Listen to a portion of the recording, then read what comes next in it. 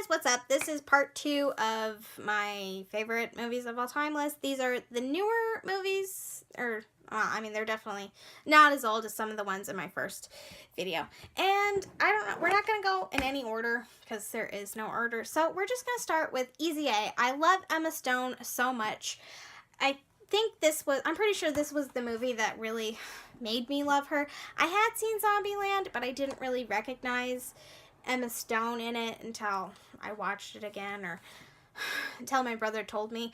And I really loved this. Her name is Olive Pendergast, and her best friend's I think she's Allie, from Allie and AJ, those sisters, the Disney ones. And she doesn't want to go camping with her friend's family because her friend's family is kind of a little bit different. And so she lies and says, I have a date, I can't go. And so she just spends the whole weekend just goofing off. And when they get back to school, her friend's like, oh my gosh, so how was your date? And she's just like, oh, it was a good weekend. And so her friend assumes that Olive slept with her date, and she drags her into the bathroom, and Olive's just like, no, we didn't sleep together, but her friend wouldn't leave her alone. She's like, yeah, fine, I had sex.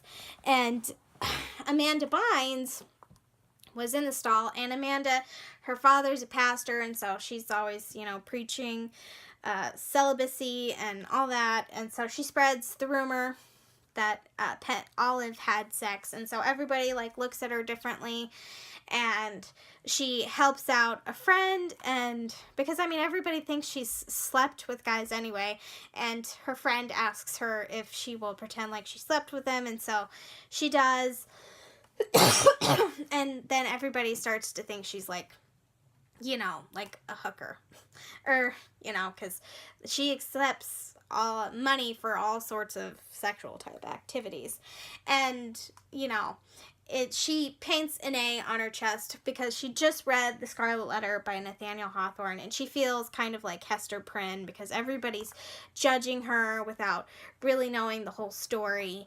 And yeah, it's a great movie. It's funny, and it kind of just shows what happens when people just assume things, and when they put rumors out there, and how it can hurt somebody. And don't just believe something because you hear it, and don't try to ostracize people because you hear something. And it's a great movie, a great message. I love it so much. I love Emma Stone.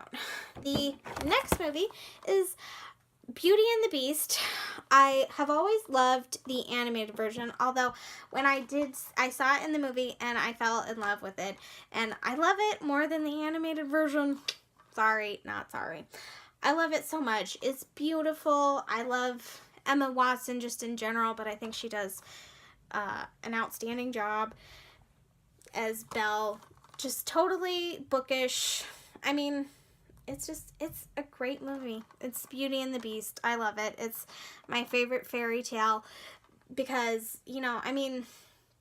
Belle, she doesn't need a man to save her. She doesn't need the Beast to save her. There's one part where he does save her. But, she saves him. And I loved that so much because, I loved it. Not every girl needs her to be saved, and I love that Belle is the epitome of that, and she's smart and reads books, and I just love that. It's my favorite series. That's my favorite fairy tale. Okay, another movie that I really love is Spy. I saw this movie when it came out, and I just fell in love with it. I love Melissa McCarthy. She's a hilarious woman, and this is just as hilarious. Seriously, my favorite movie from her. It's got Jude Law in it, Rose Byrne, Jason Statham.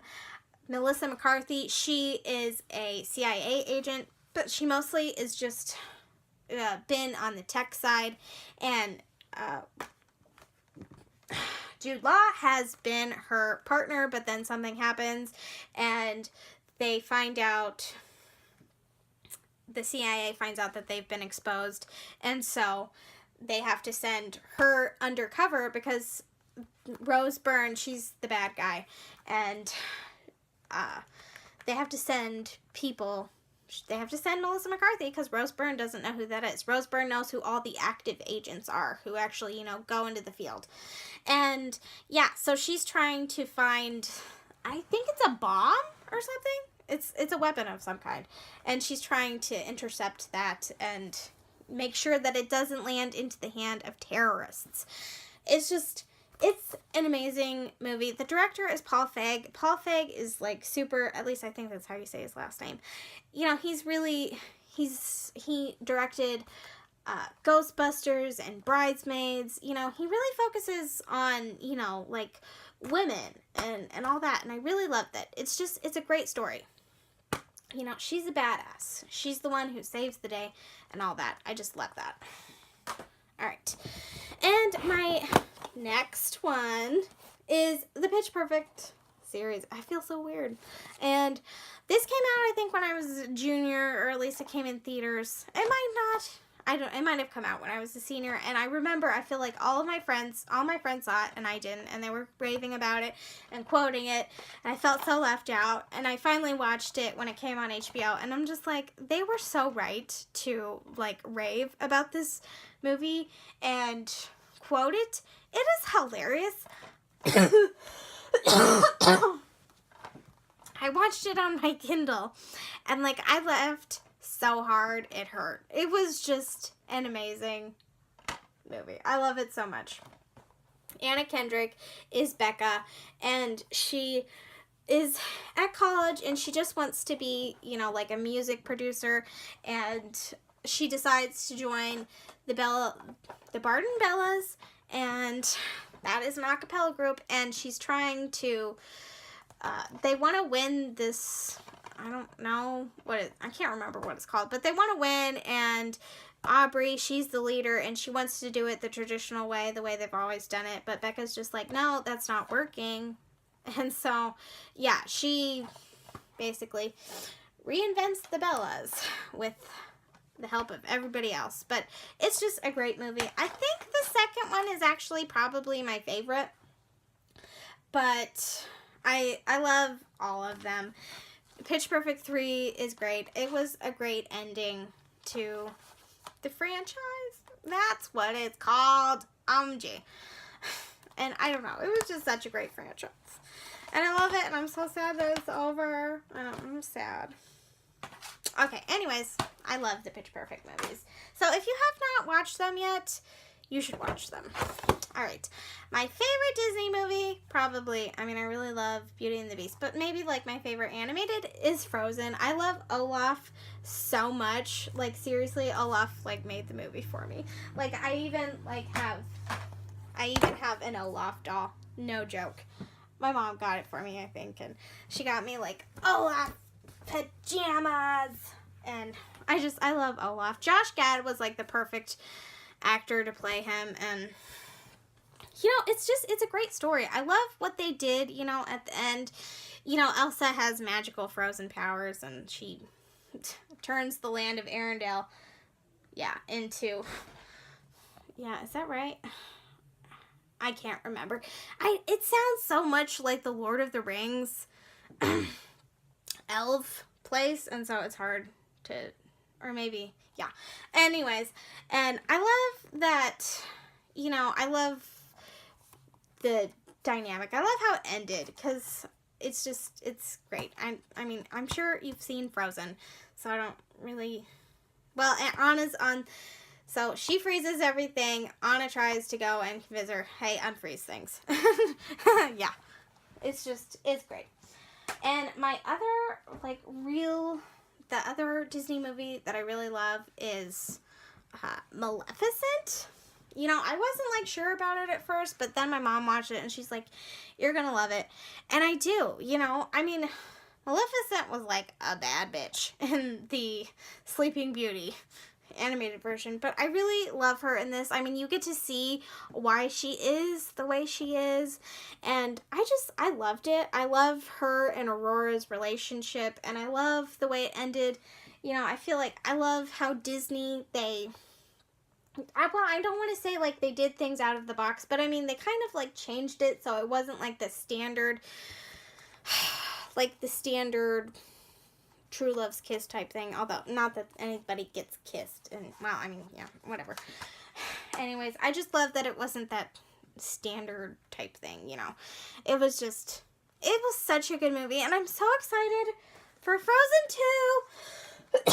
2 and Maleficent. I was trying to hold off the cough, so that's what was up with that. Alright. And the last movie / movies that, yeah, I'm going, oh shoot, no, okay, I lied. There's technically 4 more. Okay, I really love Deadpool. It's like my favorite superhero type movie. I don't know, it's probably, Deadpool's not really a superhero. He's more of like an anti-superhero, but he still does good things. Deadpool 2 is probably my favorite just because it has more of an emotional element. Like, it made me cry, and it's hilarious. It's just as hilarious as the first, I think.